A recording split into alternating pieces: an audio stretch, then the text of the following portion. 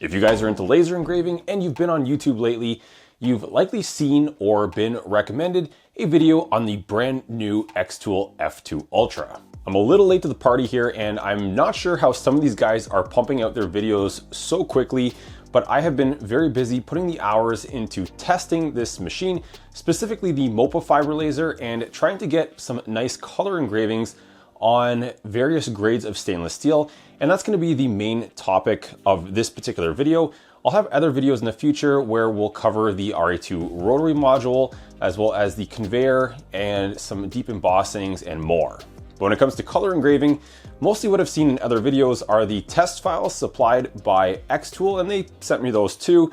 For instance, that Van Gogh painting, I've seen that in a ton of videos now, and it's a really cool project and it's a nice design, but you're probably sick of seeing it. So in this video, I'm going to show you guys some of my own personal projects that I've completed so far. And now, after spending some time with the xTool F2 Ultra, I'd like to just talk to you guys in general about the machine, some of its features, some of the software features, my personal experience with the color engraving, and I'd like to give you guys a real and honest sense of what this machine is all about and what it can potentially offer you.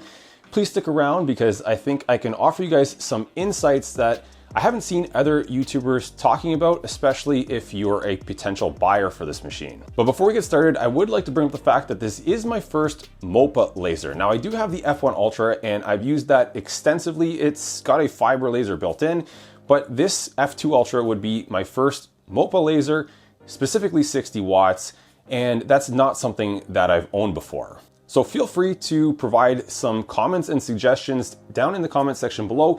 If you're a MOPA fiber laser seasoned veteran, I'm perfectly okay with being wrong, being proven wrong, and giving advice in the comment section. I actually love learning new things from you guys down there. But just because this is my first MOPA fiber laser, I don't think that means that my opinion is not worth anything, because if this is also going to be your first MOPA fiber laser, then my experience with this machine so far might mirror what your experience looks like or would look like if you're going to purchase this machine. Ultimately, what I'm trying to do here is just set the stage for a video that gives you guys realistic expectations of the F2 Ultra, which I think is good for the consumer. If you buy this thing, you want to feel like you got what you paid for. And I also think that's good for xTool. Obviously, if the customers feel like they got what they paid for, then they have happy customers. So let's get started. So first off, the F2 Ultra comes in two configurations, one with the 60 watt MOPA fiber and a 40 watt blue diode laser for serious power and versatility. Now apparently this dual combination is a world first. The second option, which will save you a considerable amount of money, is just the 60 watt MOPA version without the diode laser.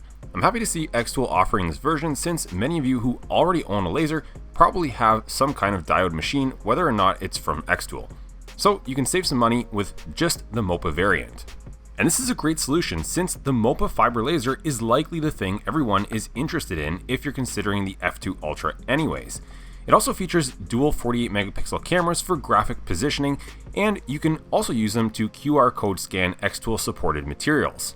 The machine is fully enclosed, unlike some other fiber lasers on the market, so you get a layer of safety built in. It has a nice removable exhaust fan on the back, so you can service it, clean it, replace it, bypass it, etc. They bumped the top engraving speed to 15,000 millimeters per second, and apparently you can cut through up to 2 millimeters thick brass. The processing area is the same as the F1 Ultra at 220 millimeters by 220 millimeters, and the fixturing grid is the same as the F1 Ultra. So if you're upgrading all of your fixtures and accessories, most of them will work, including most of them that I offer on my website. Now, the great thing with the MOPA laser is all of the control that you have over the laser source. You can adjust the power, speed, lines per centimeter density, pulse width, frequency, and more. The result can be incredible colors on certain materials, as well as deep black markings and cool iridescent or almost holographic looking effects on some other materials. Now here's the part where I want to have a real discussion about MOPA lasers that everyone else seems to gloss over in their videos when they're rushing to get you to click their affiliate links. The challenge with MOPA lasers, at least when it comes to color engraving, is that with all of these settings and more that I didn't even mention, is that you have a lot of knobs and dials to turn and variables to play with. You can spend hours getting the test grid with a rainbow of colors, and then you may have difficulty repeating them. Repeatability seems to be less of a challenge with the darker tones like black, so if you're just doing that sort of thing, you should be perfectly fine. So with all these potential settings, to make things a little more user-friendly in their software, xTool has taken steps to limit combinations of frequency and pulse settings that won't work well together or may even lead to damaging the machine according to them. For example, if you set the pulse width to 20 nanoseconds, you can use a max frequency of 3000 kilohertz, but if you increase the pulse width to 500 nanoseconds, your max frequency is only 500 kilohertz. So in my opinion, this is very useful so you don't go down a rabbit hole chasing combinations of settings that won't work. Now the other nice thing is that xTool has a material library that will get built out with settings. That should at least get you started or in the ballpark for getting colors on some materials like stainless steel. But I want people to have realistic expectations that your results may vary even when trying to produce two identical graphics on identical materials. Even small differences in the materials themselves or some surface irregularities can lead to different results.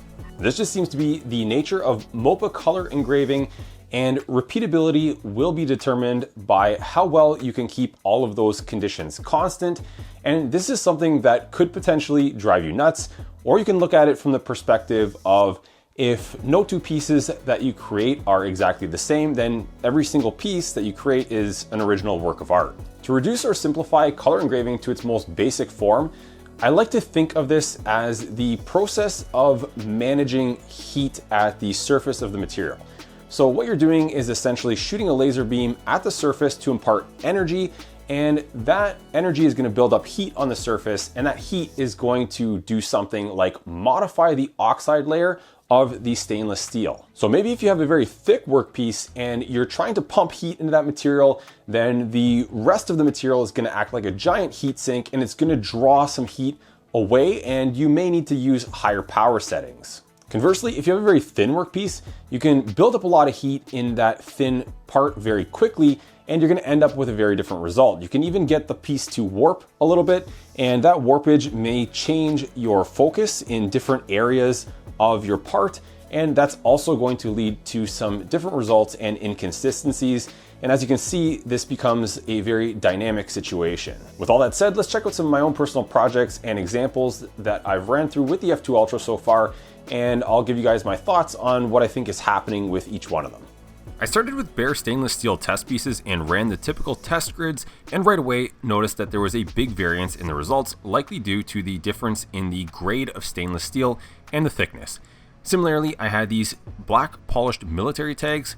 I started with this one that was supplied by xTool, and I got a test grid with some very promising results. There was a section with very bright and vibrant colors. Then I tried to apply those settings to these other black military tags that I got from Amazon. The results were very different. The colors were more muted, and there seemed to be less range. Some things that could explain this are that the Amazon tags were using a cheaper grade of stainless steel underneath, but they were also considerably thicker, so the heat was being absorbed and distributed differently. Then on the software side, I tried using xTool's new color separation feature in xTool Creative Space, which allows you to take a regular raster image like a PNG or JPEG file, and it will split it up into layers based on the colors in the image, which is really cool and useful. Now you can group and assign those layers different settings to produce different colors on your stainless steel. And this is obviously useful as you can now use images that would normally be a nightmare to vectorize manually and use them in a similar way to a vector image. Now when engraving this image here, I didn't really think too much about how each layer was going to be processed, and I just ran the job with the auto processing selected. The result was not vibrant colors that I had expected, and eventually it occurred to me that I should put more thought into the order of the layers and how this would impact the final result. A lot of this goes back to the comment I made earlier about heat management. Even when running a test grid, you should pay attention to the order in which those colors are being created. The color processed late in the grid may be benefiting from the heat generated by the earlier squares in the test grid. Therefore, when trying to achieve those same colors on their own, you may want to use a slightly higher power or slower speed or lower frequency. For colors that use lower power or higher speeds, you may want to manually control how the order in which your layers and colors are processed so that those ones go last. And you can easily do that by clicking on the three dots beside the processing button and then select manual instead of auto planning. Then you can check off by layer, and on the left side you can rearrange the order of your layers. The top one will get processed first, and in the job preview, you can drag the slider to confirm what you did, and you can see each layer will get processed in its entirety before moving on to the next one. And this is a strategy that I used for a few of these military tags that I thought turned out pretty good in my opinion. I was able to achieve some level of consistency with the colors, controlling the order in which each layer was processed. For the tags that had black in them, I would process the black layers first because those were the higher power settings, and I think this would warm up the material enough that the lighter colors, which were lower power settings, would mostly turn out looking pretty consistent and not streaky despite the power and speed settings being a little softer or lower. Now, another strategy worth exploring is performing several passes to get the desired color. I found that there were some advantages to this approach, namely consistency and control. Trying to get a particular color in one pass requires so many of the conditions to be exact, and you may not be so lucky. However, if you start with some settings from your test array that look a little bit under-processed, you can slowly walk your way up to a color that you're looking for in your test grid by performing multiple passes. Generally speaking, your lighter colors like yellow will come first, and you can kind of work your way through to red, purple, and then a blue and green. But just keep in mind that this isn't always the case, and I'm just speaking pretty broadly or generally here. I've got another example with these knives that I had struggled with quite a bit until I tried this method. You can see here that I had a nice test array, but then I was unable to get these colors ever again. Mind you, this material is not 304 stainless, and it's a 420J series stainless, but either way, you can see that somehow I had very vibrant colors over here, but then I just couldn't do anything at all to repeat them. I started playing with several passes on these star designs, and the bluish color required 5 passes, whereas the more reddish pink color only required 2 passes. I transferred these settings to a design of this US flag, and the blue looked very uniform and great as it had more passes to work out any of that streaking.